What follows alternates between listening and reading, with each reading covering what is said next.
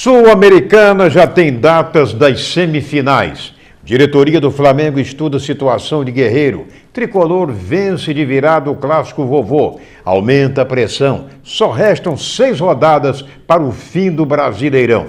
Prosseguem os trabalhos para a implantação do novo gramado da Rua do Gás.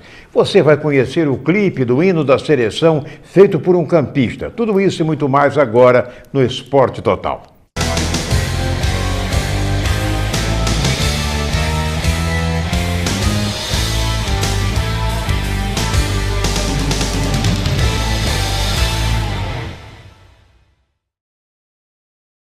Desejando a todos uma ótima semana, está começando o Esporte Total pela Terceira Via TV, emissora do sistema Terceira Via de Comunicação. A Conmebol já divulgou as datas e locais dos jogos pelas semifinais da Copa Sul-Americana. E o Flamengo joga a partida de ida com o Júnior de Barranquilla no dia 21 deste mês, às 21h45 no Maracanã. A partida da volta está programada para o dia 30, às 22h15, horário de Brasília, lá na Colômbia. O outro jogo pelas semifinais acontece dia 21, em Assunção, reunindo Libertad e Independiente da Argentina. O jogo da volta será em Buenos Aires no dia 28. Passando para o Campeonato Brasileiro, o Botafogo deixou escapar mais 3 pontos, ao perder de virada para o Fluminense no fim de semana, depois de sair na frente. Com gol de Marcos Vinícius, o time do técnico Jair Ventura saiu de campo derrotado. Marcos Júnior se encarregou de empatar para o pó de arroz e a virada veio no segundo tempo para desespero dos alvinegros. Pois é, Matheus Alessandro acabou fazendo o gol que deu a vitória à equipe do Fluminense. Fico contente, porque mais um menino, né? Entrar num clássico, fazer gol, o Norton fez outra partidaça, sem procurar inventar, sem procurar subir demais. Mas o mais importante para nós foi essa reação que nós tivemos depois de uma eliminação injusta. A verdade é essa. Todos, eu estou falando, os que eu conheço, me enviaram mensagem, me telefonaram, orgulhosos do time, lamentando todo mundo a saída da Sul-Americana, de forma injusta para um grande time. E hoje, eu falei para meus jogadores assim, olha, nós vamos jogar com um time superior ao nosso. Time significa coletivo, conjunto. Jogam com o Jair mais ou menos da mesma maneira há 2 anos. No papel, eu acho até que nós somos um pouco superior em valores. Mas às vezes o coletivo supera. Mas hoje todos nós tivemos cada um num nível muito próximo do melhor. E acho que isso fez a diferença. Quem você vai dizer que jogou mal no Fluminense? Se você tirar o erro do Renato na primeira bola, qual defesa que o Cavalieri fez? Realmente foi um grande jogo. Pois é. Vamos ver agora o que falou também o técnico. Aliás, o técnico Jair Ventura reconheceu, depois do jogo, que o seu time não jogou nada. A gente começou muito bem os primeiros minutos e uma situação de um resultado positivo acabou nos prejudicando. A gente não conseguiu encontrar o nosso melhor futebol, realmente um dia para ser esquecido, né? Então, ao mesmo tempo, quando a gente ganha e a gente analisa, eu sou chato nisso em analisar a performance, hoje analisando a performance, o resultado foi justo do Fluminense. Nós fizemos um jogo péssimo, acho que o pior jogo do ano, e o Fluminense fez um jogo bom e conseguiu vencer, é simples assim. Ele vai botar depois. Ele vai botar? Então continua aqui mesmo. Isso, pode continuar. Pois é, a gente aproveita para mandar um abraço grande para os tricolores que estão curtindo essa vitória no final de semana. Fluminense que estava aí quase chegando lá, né, beirando ali, namorando a zona do rebaixamento. Deu uma aliviada boa, subiu bastante, né? Um abraço para o Sérgio Gonçalves Carvalho, Sérgio que é o nosso, foi cinegrafista aqui, cinegrafista da Globo. Abraço para o Sérgio lá no Parque Eldorado. Rubens Leal, Ronald, o Fad Noceir, para Douglas Smith e para o Zé Psyll, todos torcedores do Fluminense. Mas o Vasco da Gama recebeu ontem à noite no Rio Vitória, que figura ainda na zona de rebaixamento.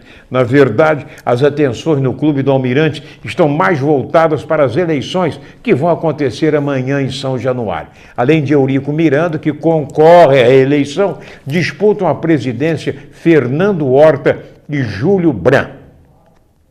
Nada menos que 500 seguranças, 500 seguranças foram contratados para que seja garantida a ordem. Aliás, eleições no Vasco é sinônimo de tumulto e quebra-quebra. Houve época que dizem até defunto figurava na lista de votação.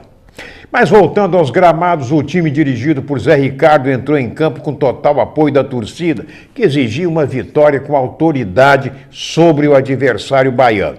Mas desde os primeiros minutos, o Vitória pressionava mais, né? O gol do Vasco acabou saindo primeiro, né? Foi aos 9 minutos que aconteceu o gol do Vasco da Gama, quando o Nenê cobrou falta, né? Jogou a bola para a área e Breno se antecipou à zaga para cabecear para a rede. Esse aí é o gol do Vasco que você está acompanhando na sua telinha.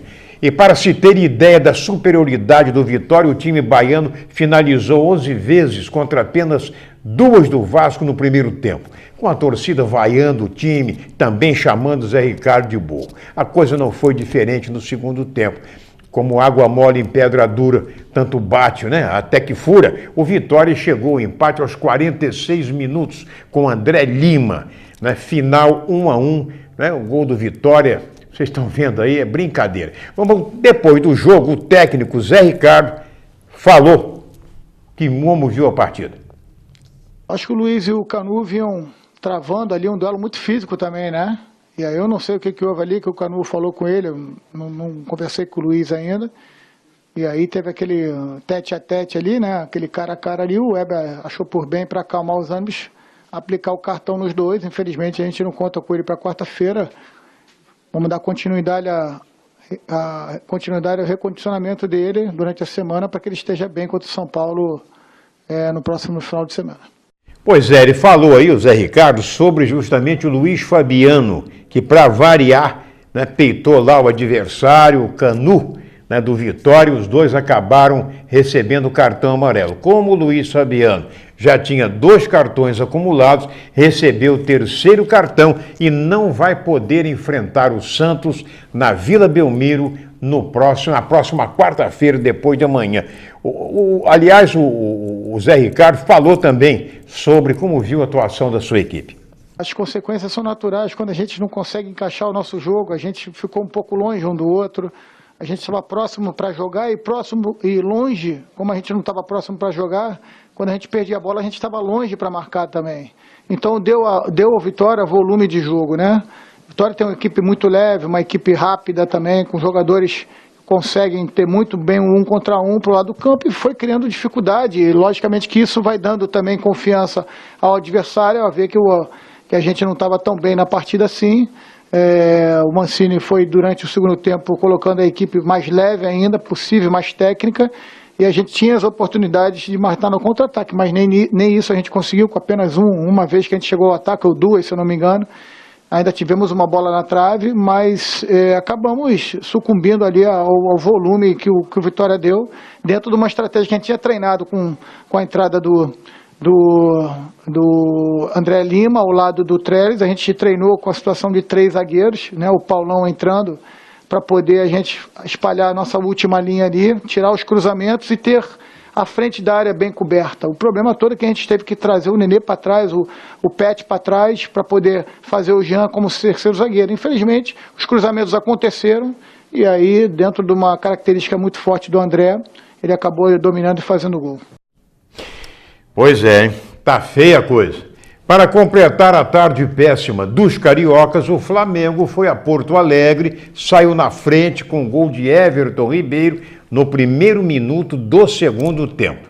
Não é verdade? Mas acabou tomando a virada do Grêmio.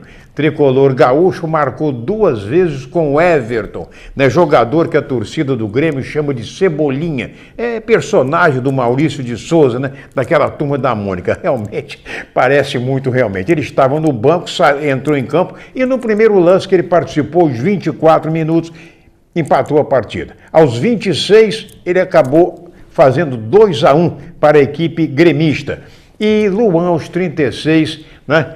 Completou 3-1 para o Grêmio, foi uma festa na Arena do Grêmio, lá em Porto Alegre. O técnico Rueda bem que fez o possível, fazendo entrar Vinícius Júnior e Paquetá e Jovânio, 3 atacantes. Mas naquela altura a vaca já tinha ido para o brejo há muito tempo. O público até que não foi dos maiores, 18.199 pagantes, não é verdade? Pois é, ninguém realmente... O Rueda está sendo muito repetitivo naquilo tudo que ele fala depois dos jogos e tal, tranquilo, pelo que sim, pelo que não, aquelas coisas.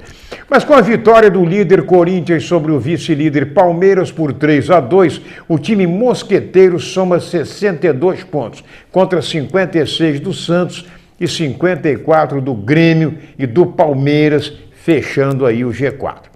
No segundo bloco, vocês vão conhecer o hino que um campista fez para a seleção brasileira e está concorrendo com outros compositores. E montou um clipe sensacional. Tem também a chegada de Guerreiro na capital peruana para tentar resolver a sua situação. A FIFA o suspendeu por 30 dias sob acusação de doping. Segura aí, rapidinho, é pai bola.